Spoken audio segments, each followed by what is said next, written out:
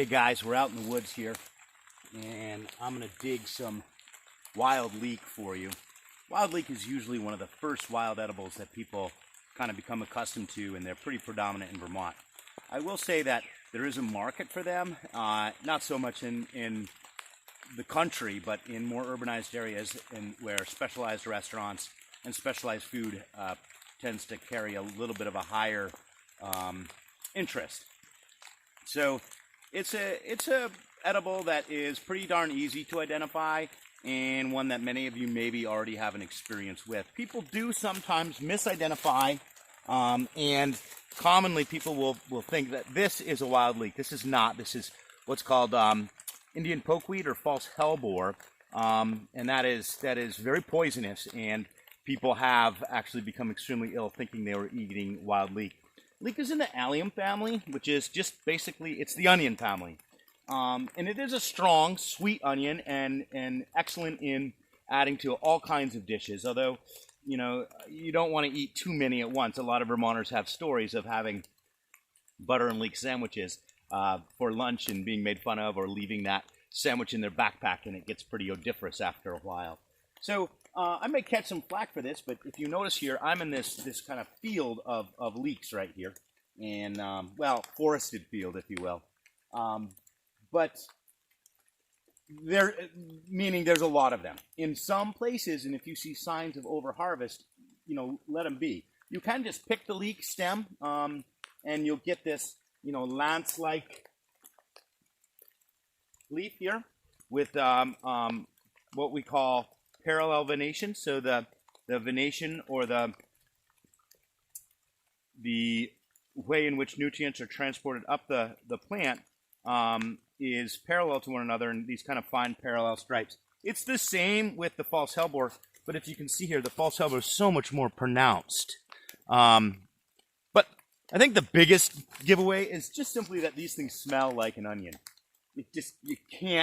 You don't have to just say, oh, does that? I think it kind of does. No, it does. It smells like an onion. So you can cook using just this predominantly, but I'm actually going to dig the bulbs a little bit, which, like I said, some people get real fired up about that, but I think that's folks that are coming from places where leeks are heavily targeted, and that's not the case right here. So use this little small spade, and I'll hook this up, and you'll notice I've got these wonderful bulbs that come out with the leek.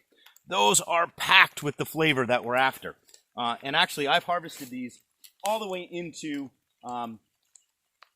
December. So I think a lot of people think that they're only edible in the spring, or only identify in the spring. That's not true. These leaves will yellow, they'll die off, and there'll be a kind of nondescript globe-like flower. If I look closely, I wonder if I'll be able to find one for you. Right here. Obviously the flower would be dead, but the skeletal remains of it might still be here. Here it is. I got one. Nice.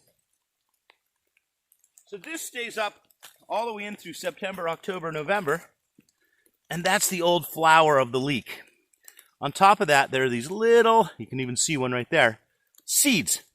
And those seeds spread the leek throughout these clusters. They grow in very poorly drained, rich soils, oftentimes areas where there are small depressions and where a lot of ecological drift or organic material will gather.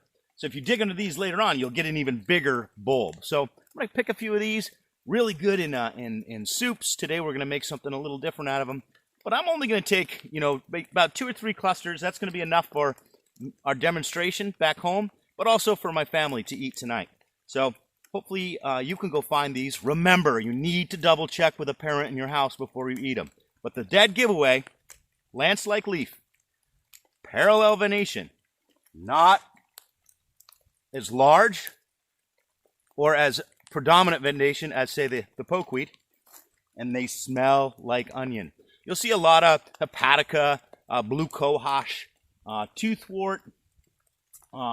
These are coelies or other types of plants that grow around them. It's that rich northern hardwood ecosystem. So I'm going to just dig a few more of these with my spade, and then I'm going to get ready to go get another wild edible, and then we're going to get home and do some cooking with it. Thanks.